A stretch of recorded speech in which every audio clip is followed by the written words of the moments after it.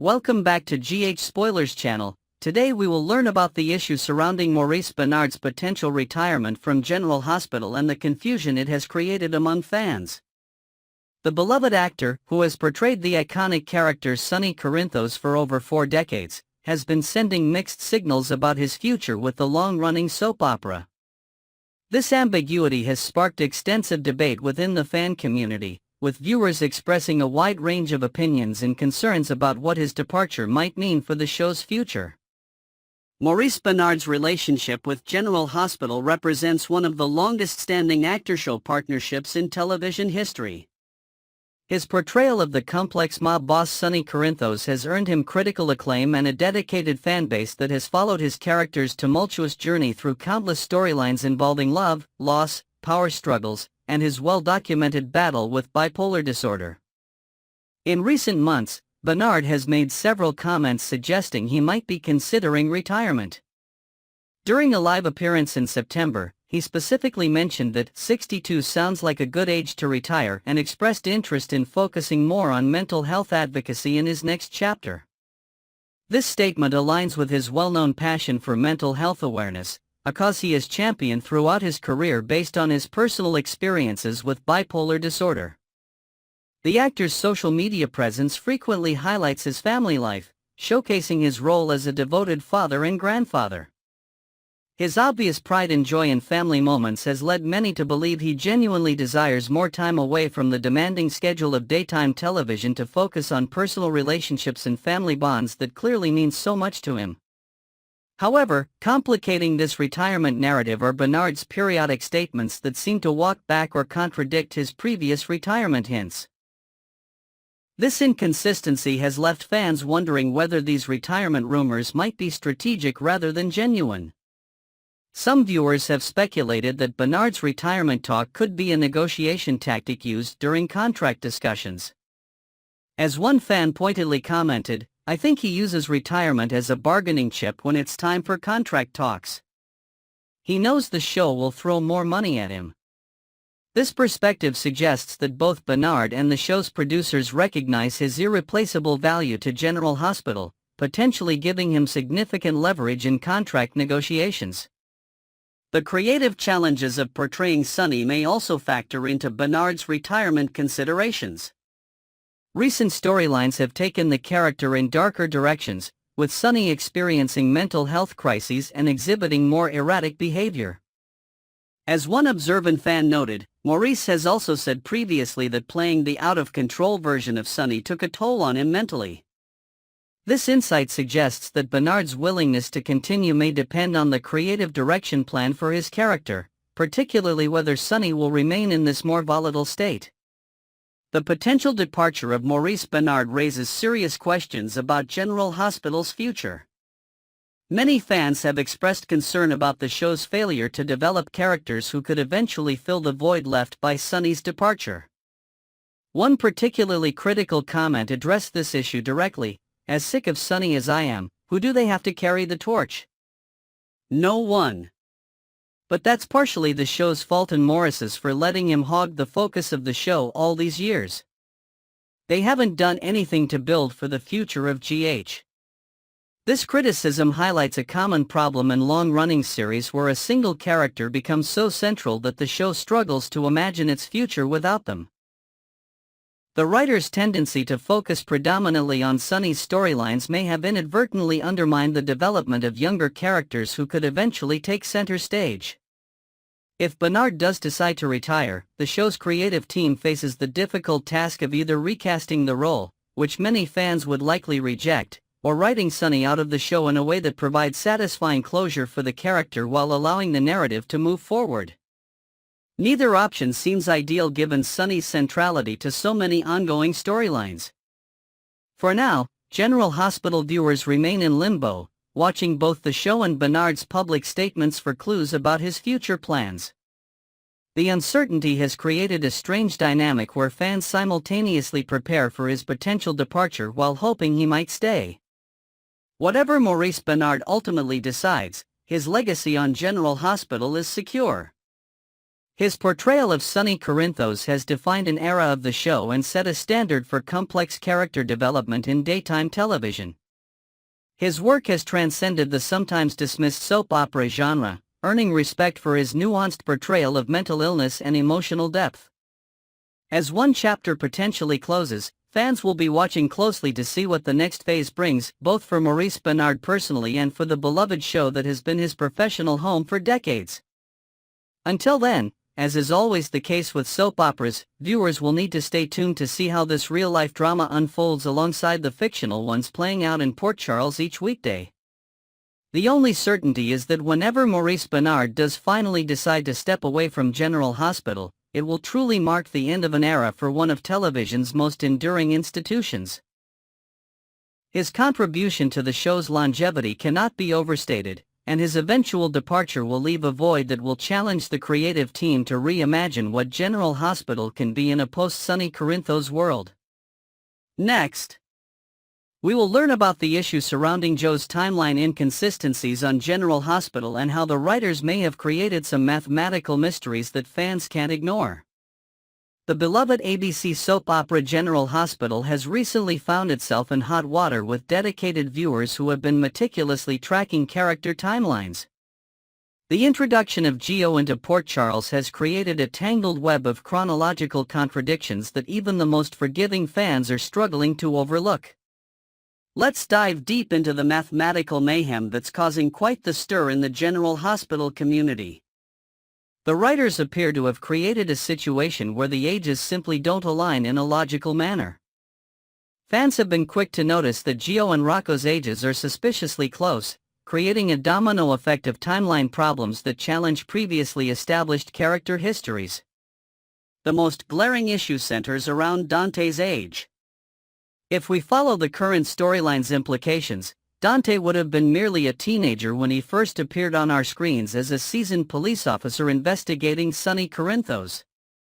This dramatic revision of history has left longtime viewers scratching their heads and questioning the writer's attention to detail. The soaring of Rocco has created a peculiar situation where he and Gio appear to be separated by only about 5 years, many fans have observed. This compressed age gap makes the entire storyline harder to digest, especially for those who have followed the show for years and remember Dante's introduction as a fully grown adult law enforcement professional. Timeline inconsistencies. The writer's apparent oversight extends beyond just Dante's implausible youth. Many viewers have expressed that the storyline would have been more believable if Gio had been portrayed as a college graduate rather than someone so close in age to Rocco. This small adjustment could have made the narrative more palatable to the audience who values continuity. One particularly passionate viewer described the current writing as bargain basement nonsense that disrespects not only the show's long-term history but also contradicts events that occurred on screen within the past 2 years. This sentiment reflects the frustration of fans who invest years in following character developments only to see those carefully constructed narratives casually rewritten. Joe's backstory confusion. Adding to the chronological chaos is the confusion surrounding Joe's upbringing. Initially, viewers were led to believe that Gio had recently lost his mother, which prompted his arrival in Port Charles. However, the current storyline suggests he was orphaned at age 12, raising questions about who raised him during his formative teenage years. This inconsistency has prompted viewers to question why Brooklyn Quartermaine, BLQ, wasn't informed about Gio when he was orphaned. While it might make sense for Lois to withhold information from a 16-year-old BLQ, the decision becomes more questionable when considering a 12-year-old child left without parents. Fan reactions and theories. The online community has been buzzing with theories attempting to reconcile these timeline discrepancies. Some fans have suggested that perhaps Gio isn't actually Dante's biological son, which would resolve some of the age-related issues. Others have proposed that the writers might be setting up a twist where the current backstory is revealed to be fabricated. Dedicated viewers have even gone so far as to create alternative timelines that could make the current storyline work without contradicting established history. These fan efforts highlight the passionate engagement of the General Hospital audience and their desire for coherent storytelling. Production challenges. It's worth considering the unique challenges soap opera writers face. With decades of history to maintain and hundreds of characters to track, occasional inconsistencies are perhaps inevitable. The COVID-19 pandemic further complicated production schedules, potentially contributing to these narrative oversights.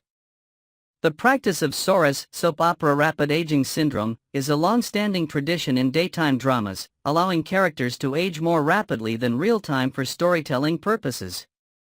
However, when applied inconsistently, it can create precisely the kind of chronological confusion we're seeing with Gio and Rocco. Writing room dynamics. Behind the scenes, writing teams for long-running soaps often experience turnover, with new writers potentially unfamiliar with nuanced character histories. This transition of creative teams can lead to overlooked details that dedicated viewers immediately notice. Some industry insiders suggest that the accelerated pace of soap opera production, generating 5 episodes weekly, creates an environment where such inconsistencies can slip through quality control measures. The pressure to create compelling daily content sometimes comes at the expense of meticulous continuity. Future storyline possibilities. Despite these timeline troubles, General Hospital writers have an opportunity to address these inconsistencies creatively. Perhaps they could introduce a revelation that Joe's true parentage is different than initially presented, or that records were falsified for reasons yet to be revealed. The show could potentially turn this apparent oversight into an intriguing mystery that engages viewers and resolves the mathematical impossibilities currently frustrating the audience. Such a twist could transform what appears to be a writing error into a deliberate plot point. As with all soap opera developments, only time will tell how the writers choose to navigate these chronological complications. Dedicated General Hospital fans will undoubtedly continue tuning in to see how Joe's story unfolds, hoping for explanations that respect both the character's potential and the show's rich history. Next, we will learn about the issue of Jocelyn Jack's precarious position as her secret WSB involvement might be exposed during an unexpected encounter in Buenos Aires. Jocelyn's secret in peril. Spoilers hint that Jocelyn risks losing grip on her WSB secret if she doesn't tread carefully. The young Jack's heir has been walking a dangerous tightrope between her normal Port Charles life and her clandestine training with the World Security Bureau. This delicate balance could come crashing down spectacularly in the vibrant streets of Buenos Aires, where multiple storylines are converging with potentially explosive results. The sophisticated Argentine capital, known for its European architecture and rich cultural heritage, provides the perfect backdrop for this high-stakes game of cat and mouse. With its labyrinthine streets and bustling neighborhoods like Recoleta and San Telmo, Buenos Aires offers countless opportunities for chance encounters and narrow escapes. The city's unique blend of old-world charm and modern energy mirrors the collision of established GH characters with the newer generation represented by Jocelyn. Stay tuned as we delve into predictions about the looming dangers and any unsettling developments on the horizon. Our sources indicate that the Buenos Aires storyline will feature some of the most intense confrontations we've seen this season, potentially reshaping relationships and alliances that have defined Port Charles for years. The ramifications could extend far beyond Jocelyn's immediate predicament, possibly affecting the Corinthos organization and even the balance of power at General Hospital itself.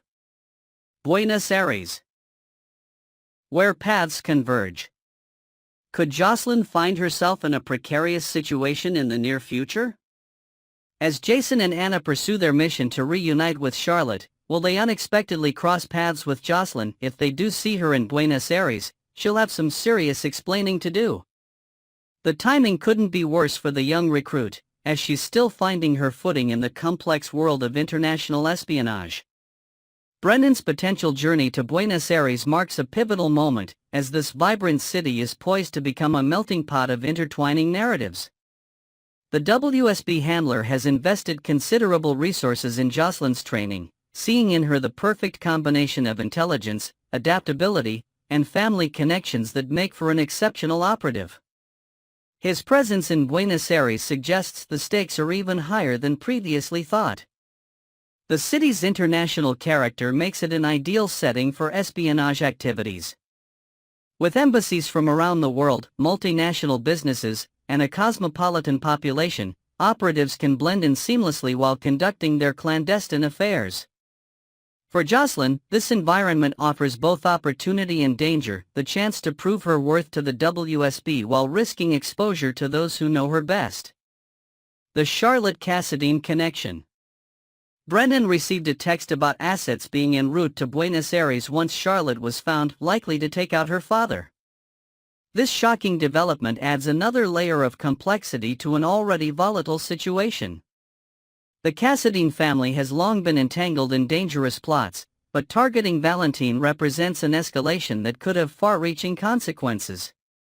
Charlotte's disappearance has set multiple wheels in motion, drawing various characters into a web of intrigue that spans continents. The young Cassadine heir carries secrets of her own, and her connection to both Anna and Valentine makes her a particularly valuable pawn in this international chess game. Her presence in Buenos Aires is no coincidence, suggesting a carefully orchestrated plan that may involve more players than currently known. The WSB's interest in Charlotte and Valentine points to a larger conspiracy that could potentially involve the notorious DVX or other criminal organizations with historical ties to Port Charles. Longtime viewers will recognize the hallmarks of classic GH storylines that blend family drama with international intrigue, a combination that has kept audiences captivated for decades. Anna's protective instincts.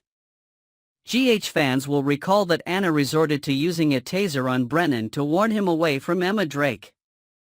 Jocelyn may not be Anna's granddaughter, but Anna won't appreciate Brennan recruiting Joss either if she finds out the truth. The former spy director has always been fiercely protective of young people, especially those being manipulated into the dangerous world she knows all too well. Anna's history with the WSB gives her unique insight into their recruitment tactics and operational methods.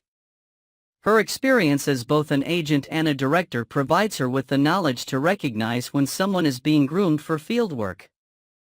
If she discovers Jocelyn's involvement, her reaction will likely be influenced by her own complicated relationship with the intelligence community, a mixture of respect for the mission and wariness about the personal cost. The dynamic between Anna and Brennan reflects the eternal conflict between institutional loyalty and personal ethics. While both serve the greater good in their own way, their methods and priorities often diverge dramatically. This philosophical clash could become literal if they find themselves at cross purposes in Buenos Aires, with Jocelyn caught in the middle of two formidable operatives. Jason's protective instincts. Likewise, Jason may not rest until he pries a real confession out of Jocelyn since she deceived Carly and went on a trip somewhere totally different. The stoic enforcer has always maintained a special bond with Carly's children, and his protective instincts will be triggered by Jocelyn's deception and potential danger. Jason's approach to problem-solving tends to be more direct than Anna's subtle espionage tactics. His presence in Buenos Aires introduces an unpredictable element that could disrupt carefully laid plans on all sides. While not officially affiliated with any intelligence agency, Jason's skills in surveillance, combat, and extraction rival those of professional operatives, making him a formidable wildcard in this international scenario. The contrast between Jason's straightforward loyalty and the complex web of allegiances in the intelligence world creates natural dramatic tension. His black and white view of protecting family will clash with the morally ambiguous realm Jocelyn has entered, potentially forcing her to choose between her new path and the values she was raised with in Port Charles. The Easter Island deception.